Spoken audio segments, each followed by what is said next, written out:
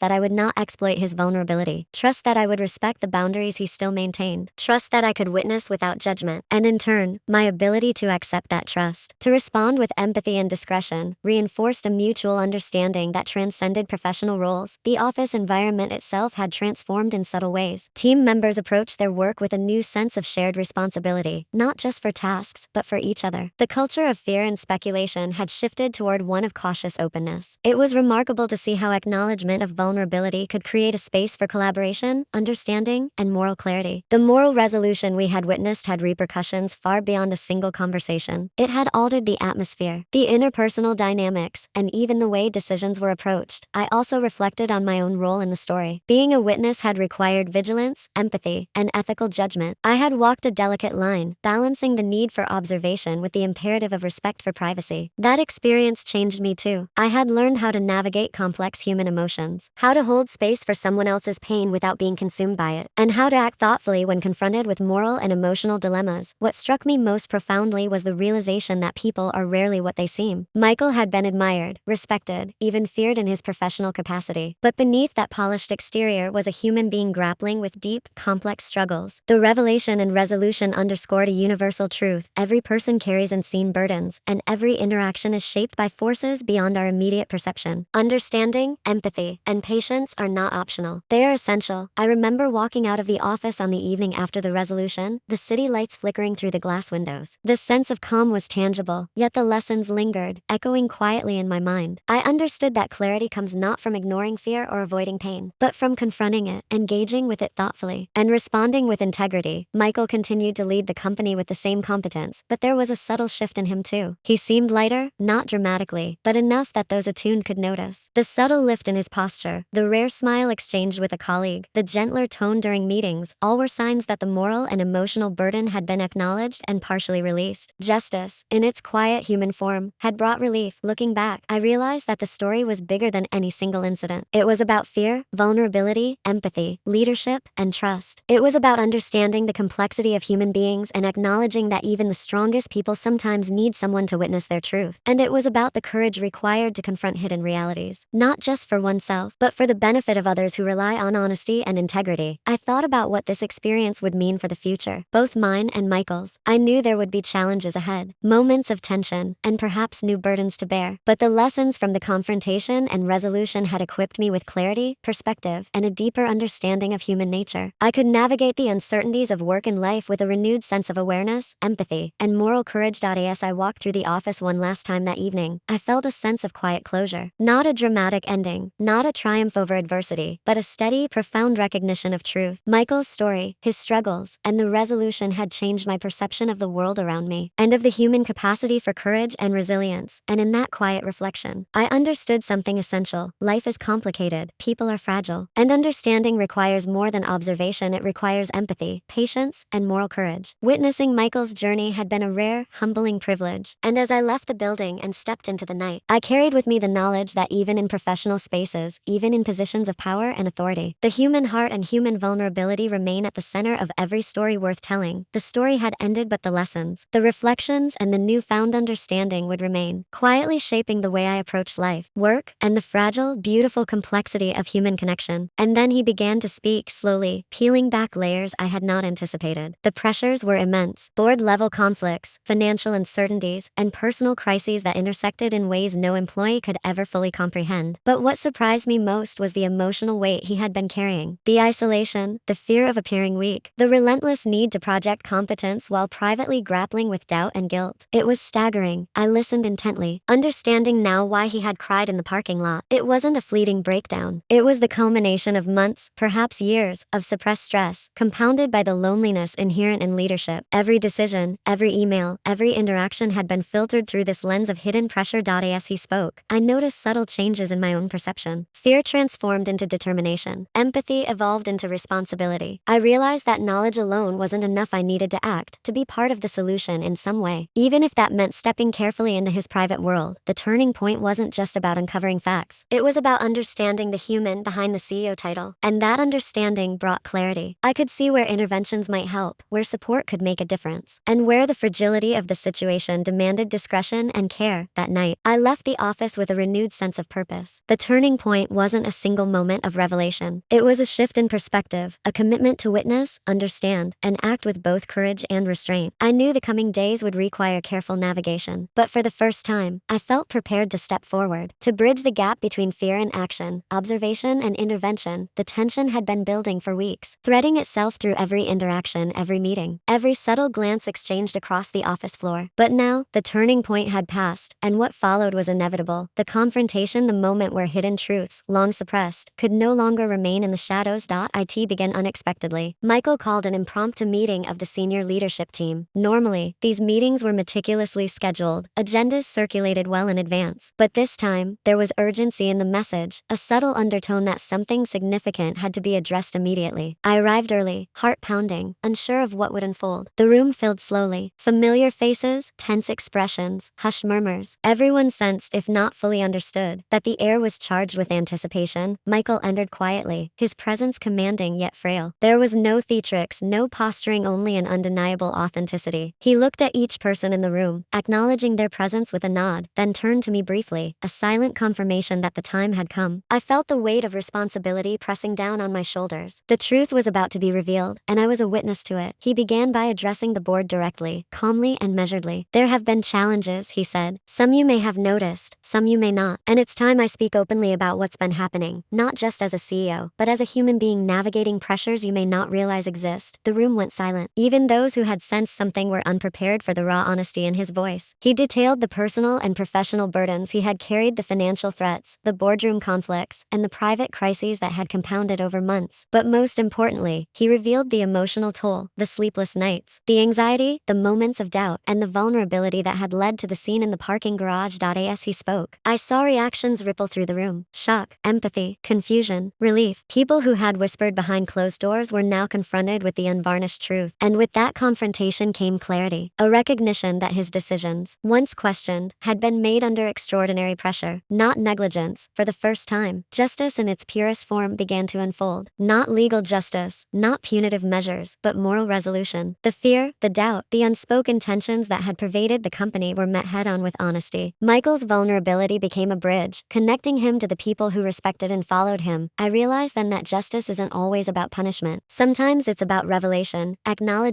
and the restoration of integrity. The moment Michael spoke was a declaration that truth matters more than appearances, that honesty carries weight, and that leadership can coexist with human fragility. Questions followed naturally. Employees, once hesitant, began to speak, asking clarifying questions, expressing concerns, seeking guidance. Michael responded candidly, balancing transparency with discretion, offering insights into how decisions were made, what pressures existed, and what support structures could be established moving forward. It was in this exchange that I saw the full scope of the resolution. Michael was no longer alone in carrying his burdens. The office, the leadership team, even I, had become active participants in a process of collective understanding and accountability. The fear that had once consumed me transformed into a quiet confidence that by witnessing, by acknowledging, and by acting thoughtfully, the balance could be restored. By the end of the meeting, there was a palpable shift in the room. The tension that had clouded the office for weeks lifted, replaced by a renewed sense of purpose and connection. Colleagues who had been distant, wary, or silent now offered support. Misunderstandings that had fueled doubt were clarified, and Michael, once isolated in his struggles, now stood not just as a leader, but as a human being, recognized for his courage and honesty. The justice of the situation was subtle but profound. There were no headlines, no scandal, no punitive measures against anyone. The resolution was internal, interpersonal, moral. It lay in recognition of struggle, of resilience, and of the courage it takes to reveal vulnerability in a world that often demands perfection. I stayed back long after the others had left, observing him from a quiet corner. There was a softness in his expression, a release of tension I hadn't seen before. It was as if a dam had broken, not in a dramatic, destructive way, but in a manner that allowed him to breathe, to exist without the constant weight of concealment. We didn't speak much. Words were unnecessary. The resolution had occurred in the room, in the shared acknowledgement of truth, and in the collective understanding that followed. My role as witness had been vital, but the power of the moment belonged to him, to the courage of admitting, confronting, and sharing what had been hidden. Later, as I walked through the empty office, I reflected on what had transpired. Justice isn't always a headline. It isn't always a court ruling or an official verdict. Sometimes, justice is lived quietly in moments of honesty, in acts of bravery, and in the willingness of a person to face the consequences of truth with integrity. And in this instance, justice was complete. The fear, the doubt, the secrets, the isolation, all had been addressed through revelation, acknowledgement, and moral clarity. The office, once a space of tension and uncertainty, now carried a sense of equilibrium. Leadership, human complexity, and vulnerability had intersected, and the result was not chaos, but understanding. As I left the building that evening, the weight that had pressed on me for weeks felt lighter. I knew the resolution wasn't a fairy tale. Challenges would come again, and struggles would persist. But for the first time, there was hope, and there was clarity. And that was the essence of justice in its most profound form: recognition, empathy, and the courage to confront what is hidden. The days following Michael's revelation felt surreal. The office, once a hive of tension and unspoken anxiety, had begun to settle into a quieter, more reflective rhythm. Conversations were different now, more open, more cautious, but also more honest. People walked with less hesitation, spoke with less guardedness, and even the smallest exchanges carried the weight of shared understanding. I too felt the shift within myself, witnessing his vulnerability, observing the moral resolution, and navigating my own fear and empathy had left an indelible mark. It wasn't just about Michael anymore. It was about how humans operate under pressure, how empathy transforms perception, and how personal connection can alter the course of professional and personal lives alike. I found myself reflecting on the moments that had led to this point: the parking lot that first night, the private conversations, the sleepless nights replaying every gesture and word. Each instance had been a small thread weaving the larger story of human resilience and courage. The turning point, the confrontation, and the eventual resolution had all felt monumental, yet it was the subtle, quiet lessons that resonated most profoundly. I thought about fear, how it had consumed me for days, how it had sharpened my senses, and how it had ultimately compelled me to act. Fear, I realized, is a double-edged sword. It paralyzes, but it also motivates. It exposes vulnerabilities, but it can also illuminate paths toward courage and clarity. In understanding Michael's truth, my own understanding of fear had deepened, and with it, my empathy for human struggle.